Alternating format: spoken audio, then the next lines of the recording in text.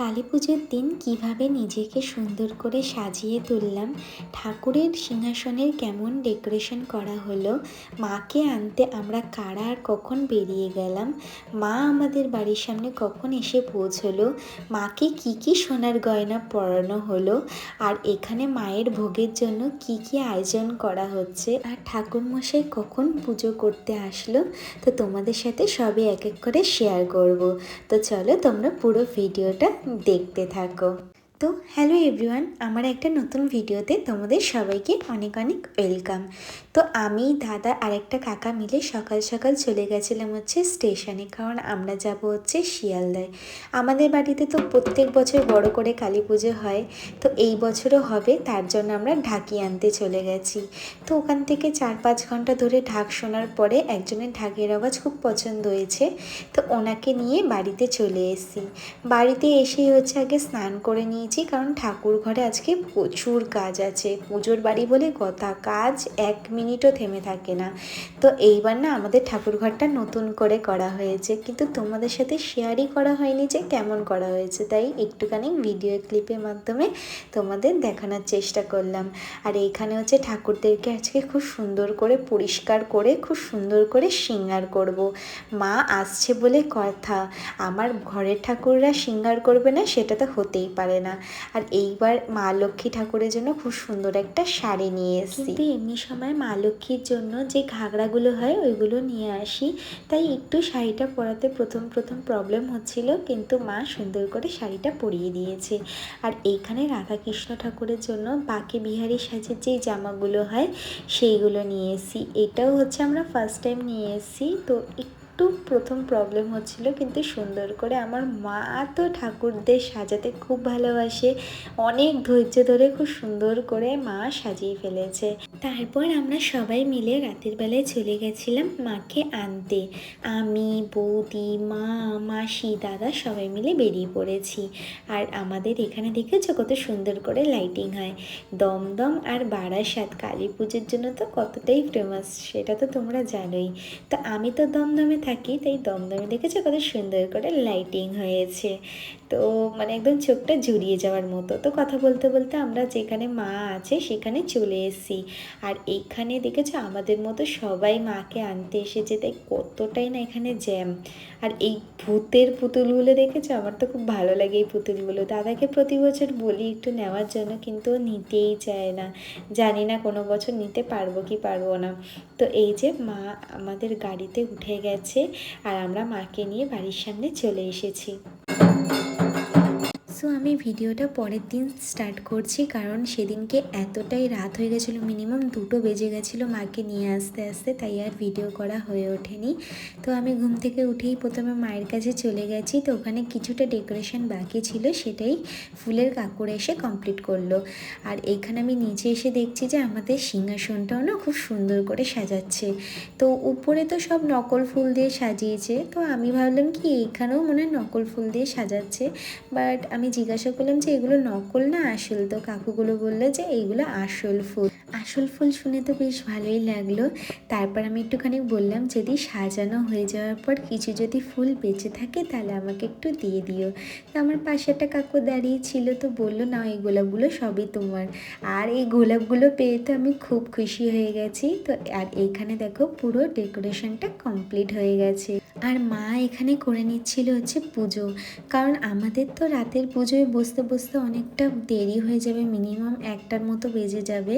তো গপুকে তো না খাইয়ে রাখা যাবে না, আর এমনিও ঘরের দুপুরের পুজোটা তো করতেই হবে। তা মা এখানে দুপুরের পুজোটা সেরে ফেলছিল, আর আমি দেখছিলাম যে কোথায় কি কাজ হচ্ছে না হচ্ছে। তো দেখতে দেখতে দেখলাম যে এখানে ভোগের রান্নার মাসিরা চলে এসছে, আর এসেই একদম ঝাটাপ্পাট কাজে লেগে গেছে, একদম সবজি কাটতে বসে গেছে। আর সত্যি বলতে এই মাসিগুলো খুব ভালো ছিল, আমি তো প্রচুর গল্প করেছি মাসিগুলোর সাথে। তারপর আমি আবার ঠাকুর ঘরে চলে এসেছি। সত্যি বলতে এই অরিজিনাল ফুল দিয়ে সিংহাসনটা সাজানোর পরে আর এই অর্কিডের মালাগুলো পরানোর পর থেকে মানে ঠাকুরের দিক থেকে চোখই ফেরানো যাচ্ছে না। তো ঠাকুরদের ভোগ দিয়ে পুজো করার পরে মা ছাদে চলে এসছে, আর আমিও ছাদে চলে এসেছি। মায়ের কিছু সোনার গয়না আছে সেইগুলোই পরিয়ে দেব। মায়ের জন্য প্রতি বছর কিছু না কিছু বানাই, আর সেইগুলোই হচ্ছে মাকে পরিয়ে দিচ্ছিলাম। আর এইদিকে শুরু হয়ে গেছে হচ্ছে রাত্রের খাওয়ার আয়োজন, কারণ রাতে অনেক লোকজন আসবে, তো তাই এখানে কিছু ছোট্ট করে আয়োজন করা হয়েছিল। তা আজকের মেনু ছিল হচ্ছে খিচুড়ি আর আলুর দম। আর চলো তোমাদেরকে না মাকে একটু কাছ থেকে দেখাই। এই দেখো মাকে এই গোল্ডেন সাজে এতটাই সুন্দর লাগছিল, আর ওই সোনার গলাহারটা পরার পরে যেন আরও অপূর্ব সুন্দর লাগছিল। আর তোমাদের সাথে তো প্যান্ডেলের ডিজাইনটা শেয়ারই করা হয়নি, চলো তোমাদেরকে প্যান্ডেলের ডিজাইনটাও দেখাই। তো এইখানে হচ্ছে এবার ছাদে আমাদের পুজো হয়েছে, আর সুন্দর করে হচ্ছে কাপড় দিয়ে প্যান্ডেল করা হয়েছিল। আর ফুলের এক একটা থোকা, মানে যে থোকাগুলো হয় সেগুলো এক একটা জায়গায় দেওয়া হয়েছিল। আর উপরটাও দেখেছো কত সুন্দর করে কাপড় দিয়ে একদম ঝুলনি ঝুলনি করে ডিজাইন করেছিল। আর মা যেখানে বসেছে সেখানে সুন্দর ফ্লাওয়ার দিয়ে লাইটিং দিয়ে ডিজাইন করেছে। আর এইদিকে মায়ের ভোগের জন্য যে সবজিগুলো কাটা হয়েছিল সেগুলো সব ছাদে নিয়ে চলে এসেছে, কারণ মায়ের ভোগের রান্না ছাদেই করা হবে। আর আমার মুখের অবস্থা দেখতে পাচ্ছ, পুরো উপোস করে মুখটা শুকিয়ে গেছে। আর এদিকে সন্ধ্যা হয়ে গেছে, তাই ঠাকুরের সামনে হচ্ছে প্রদীপ জ্বালিয়ে নিচ্ছিলাম। শুধু ঠাকুরের সামনে না, সারা বাড়িতে প্রদীপ মোমবাতি আমি দিয়েছি, আর ঠাকুরের সামনে একটা ছোট্ট করে রঙ্গোলিও বানিয়ে দিয়েছি। আর তোমরা তো জানোই পুজোর বাড়িতে প্রচুর পরিমাণে কাজ থাকে, আর অনেকের বাড়িতে অনেক লোকজন থাকে, কিন্তু আমাদের বাড়িতে একটু লোকজনের সংখ্যাটা কমই। আমি মার ছোটো পিসি মিলেই সব পুজোর আয়োজন করেছি। তো সারা বাড়িতে সন্ধ্যা প্রদীপ দেওয়ার পরে আমি ছাদে চলে এসেছি, আর এসে দেখতে পাচ্ছি যে এখানে ভোগের রান্নাবান্না শুরু হয়ে গেছে। তো প্রথমেই এখানে লাবড়ার তরকারিটা চাপিয়ে দিয়েছে, তারপর এখানে আমার মা আর ছোটো পিসি একদম সুন্দর করে সাজুগুজু করে বসে পড়েছে হচ্ছে এখানে ঠাকুরের সব কিছু আয়োজন করতে। মা ওইদিকে হচ্ছে এই ভোগের বাটাগুলো সাজিয়ে নেবে। আর এই 108-এর প্রদীপটা দেখতে পাচ্ছ, এইটার দায়িত্ব দিয়েছে হচ্ছে আমাকে সাজানোর। আর এইটা সাজাতে সাজাতে আমি একটু পাগল টাইপের হয়ে গেছি, মানে এতগুলো সলতে দিয়ে সাজাতে সাজাতে হয়রান হয়ে গেছিলাম। তারপরে ওই মাসিগুলো আমাকে একটু হেল্প করে দিয়েছে। তো কথা বলতে বলতে এখানে অনেক পরিমাণে রান্না হয়ে গেছে। এখানে আমাদের মুরগিটা তৈরি হয়ে গেছে। আর এইখানে এখন কি চলছে, এখানে এখন চলছে হচ্ছে সুজি বানাবে। আর আমি জিজ্ঞাসা করছিলাম যে এখানে কি কি রান্না হয়ে গেছে আমাকে দেখাও। তো মাসিটা এক এক করে দেখাচ্ছিল। ওখানে লাবড়ার তরকারি হয়ে গেছে, চাটনি হয়ে গেছে, আর হয়ে গেছে একটা কিনা ফুলকপির রসা।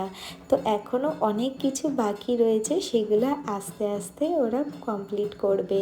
তো এই করতে করতে বেজে গেছিলো হচ্ছে 11টা। তারপরে আমি চলে গেছিলাম হচ্ছে রেডি হতে। মায়ের এখানে সব কিছু জোগাড়দারি করার পরে তারপরে 11টার সময় গিয়ে নিজেকে একটু সুন্দর করে সাজিয়ে তুলেছি। আর এইখানে চলে এসছে আমার এই ঢঙ্গি মেয়েটা, মানে এইটা হচ্ছে আমার একদম কাছের বন্ধু, বলতে গেলে একদম বেস্ট ফ্রেন্ডের মতো। তারপর এখানে চলে এসছে ঠাকুরমশাই, আর পুজোতে বসে গেছে। আর তোমাদের সাথে ভয়েস ওভার দেবো না, কারণ তোমরা আমার সাথে সাথে তোমরা একটু পুজোটা দেখো।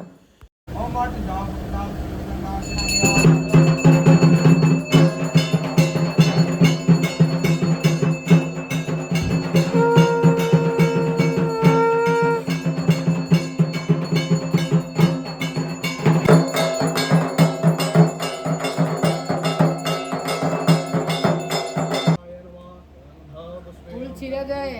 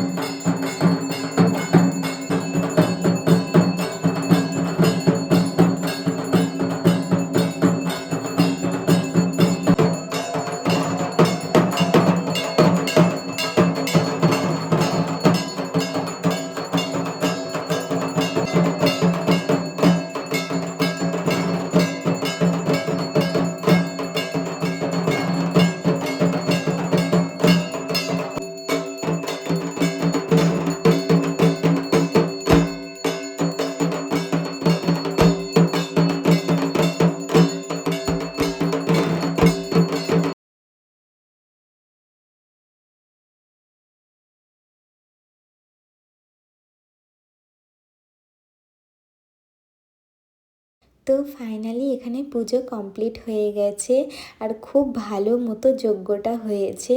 আর এখন এখানে ঠাকুরমশাই আমাদের মাথায় ছিটিয়ে দিচ্ছিল হচ্ছে শান্তির জল। আর পুজো শেষ হয়েছে তখন বাজে হচ্ছে 4টে। সত্যি বলতে আর একদম শরীর দিচ্ছিল না।